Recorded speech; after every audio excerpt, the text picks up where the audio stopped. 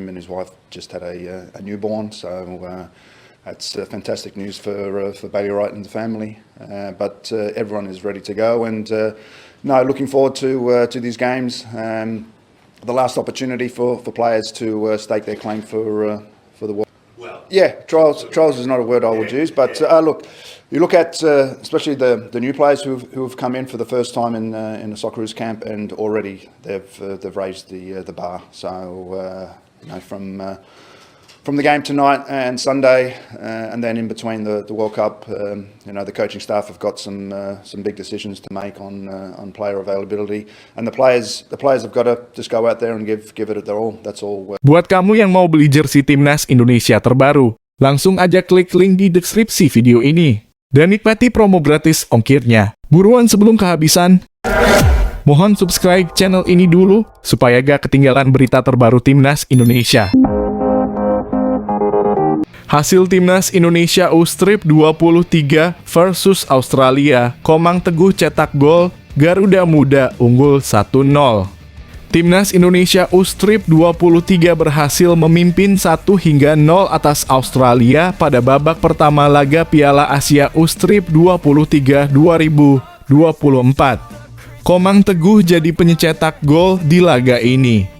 Timnas Indonesia U-Strip 23 yang butuh kemenangan untuk membuka peluang lolos ke fase knockout langsung coba menekan sejak awal pertandingan. Di menit kedua, Jamkelis Royer melepaskan tembakan di kotak penalti namun masih membentur pemain Australia. Pada menit ke-12, Pratama Arhan melakukan overlap dan berhasil menerobos ke kotak penalti. Sayangnya umpan silang yang dilepaskan masih bisa diredam oleh bek Australia. Selepas melepas umpan, Arhan sempat tergeletak namun kemudian bisa melanjutkan permainan. 4 menit berselang, giliran Rafael Struijk yang melepaskan ancaman. Penetrasi Struijk diakhiri tembakan ke arah tiang dekat namun masih melebar di sisi kanan gawang. Arhan kemudian kembali tergeletak dan mendapatkan perawatan dari tim medis di menit ke-16. Arhan lalu bisa melanjutkan permainan. Selepas lebih banyak tertekan di 20 menit awal, Australia lalu berusaha balik melakukan tekanan.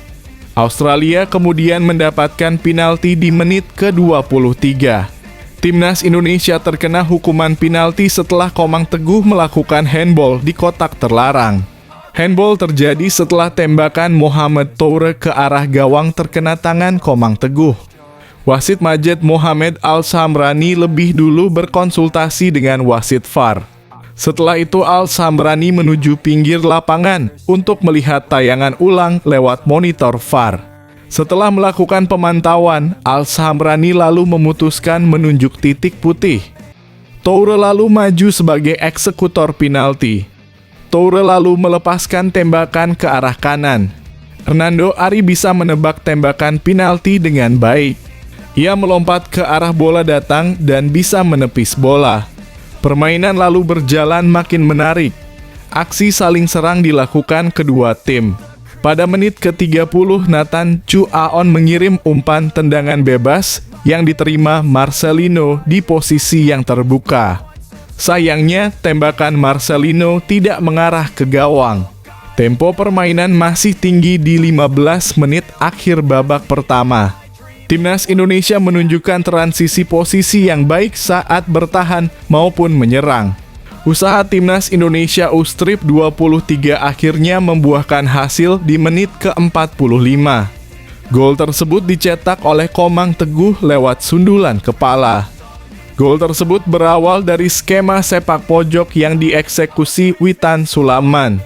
Dalam perebutan bola di kotak penalti, Muhammad Ferrari bisa mengirim bola ke arah Nathan Chu Aon. Nathan lalu melepaskan tembakan keras ke arah gawang. Di muka gawang berdiri Komang Teguh.